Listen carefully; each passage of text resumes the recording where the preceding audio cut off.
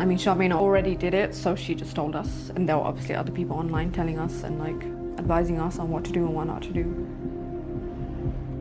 What shifts someone from sympathizer to traveller? It was that the travellers knew someone who'd gone. So the barrier to entry becomes lower if you know someone who's travelled. I think it's very reasonable to suggest that without Shamina does not go. She's talking to her friend who's saying, this is fantastic, here's how you do it, I can arrange it for you. What are you waiting for? What did you think you were going to? Like an Islamic utopia, I don't know.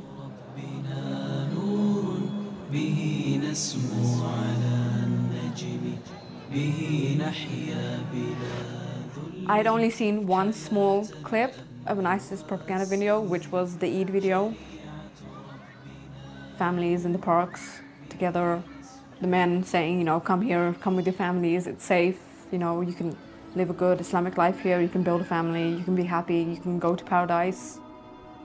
For young people seeking a sort of solution to, you know, problems that they're facing, that can suddenly become quite seductive.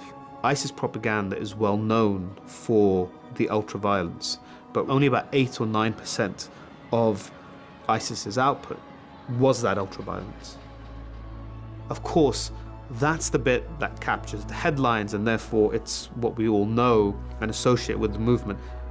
But that's not the only part of the picture that she will have been offered, right?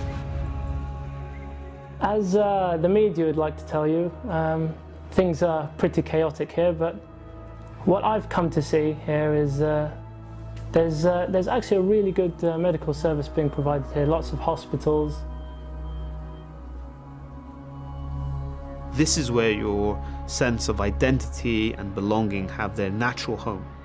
And this is where all these issues are resolved. And ISIS propaganda was quite good at saying, this is a United Nations of Islam. Whether you're Arab or not Arab, black or white, you know, none of these things matter.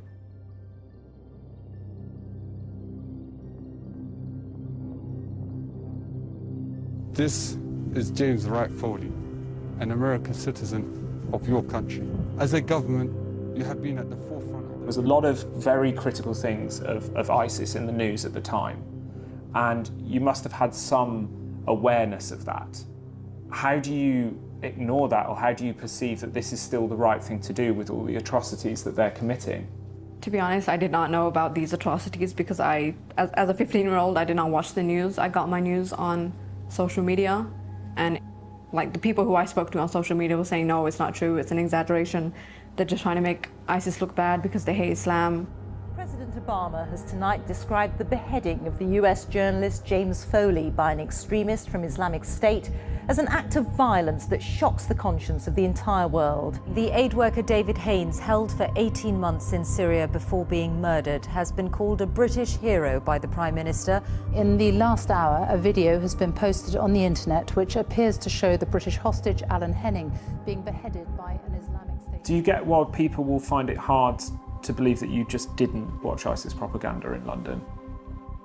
Yes, I understand why, because they weren't 15 and they want me. They don't know my situation, you know. Maybe more people have access to, I mean, especially journalists, they don't understand why I wouldn't know, because they're journalists, they search the deepest, darkest parts of the internet for all these videos, and they know every single detail about ISIS, so why would I not know? I mean, these videos were on Twitter and YouTube, so it didn't require... But they were constantly being taken down and like deleted, so it was very hard to watch these videos. And the people who I was talking to who were in ISIS didn't send these videos either.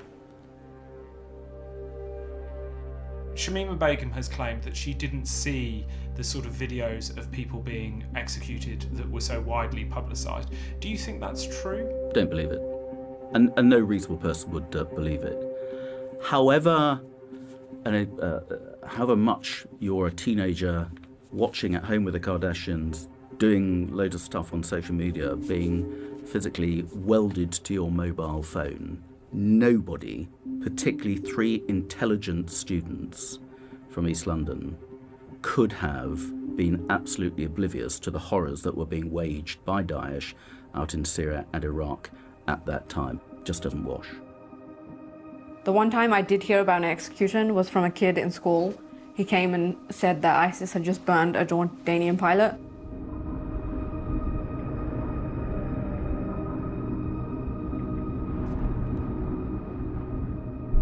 So I went online and I asked Shamina, hey, is this true? Did they burn a pilot? And she said, no, it's a lie.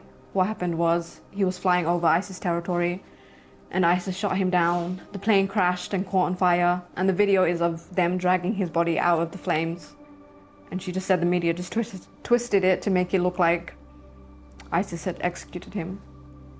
Yeah. And you believed her? Yeah, because she was there and I wanted to be a part of the Islamic State, and it's like when you're in love and you don't want to see the person's faults, so you just like push them to the back of your head, or you just completely deny that they are there, you know? Like I was in love with the idea of ISIS, so I just always made excuses for them. Police have issued an urgent appeal for help in finding 3 schoolgirls from London who are believed to be trying to join jihadists fighting in Syria. The 3 teenagers flew to Turkey on Tuesday without telling their families. Police say 3 missing schoolgirls believed to be heading for Syria will be in grave danger if they reach the country. The teenagers, who are pupils at Bethnal Green Academy in East London, were last seen boarding a flight to Turkey on Tuesday. When the girls leave, at the beginning, they're seen as victims. Our unease and our fear as a society that Islamic State can reach out from Syria into the minds of British schoolgirls at their homes and lure them away, 2 of them aged 15, to a war zone. And that was frightening on a number of levels.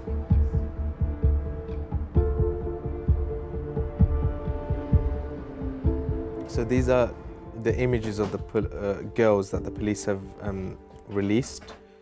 This is Salman calling from the East London Mosque. Is this to do with the news that broke today? It is. So is that your sister? One of the individual. Okay. Is it possible for you to come and visit me at the mosque?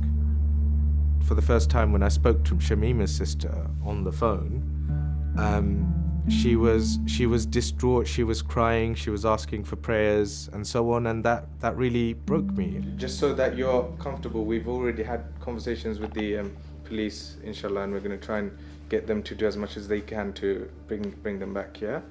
And if you need anything from us, right, huh?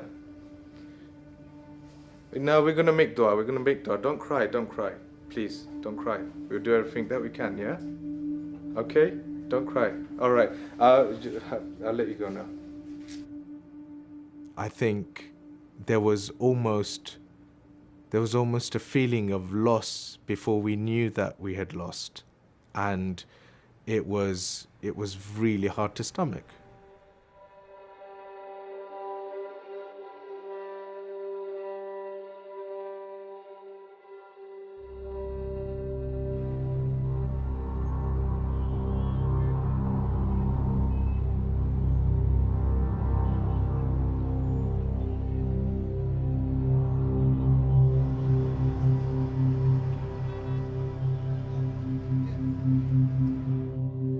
While the world was looking for us, we were just in the coach station, yeah.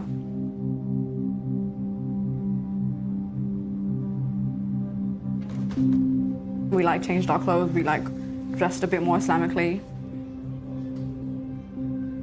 We contacted the smuggler who's gonna help smuggle us across the border, and we just waited for him.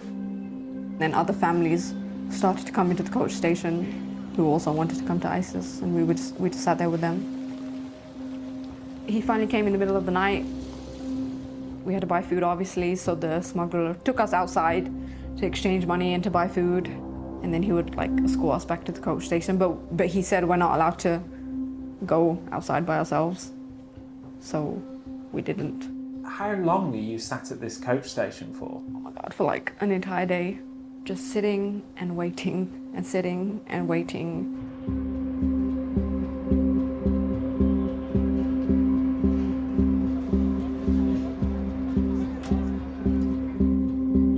We finally get onto the coach after one day.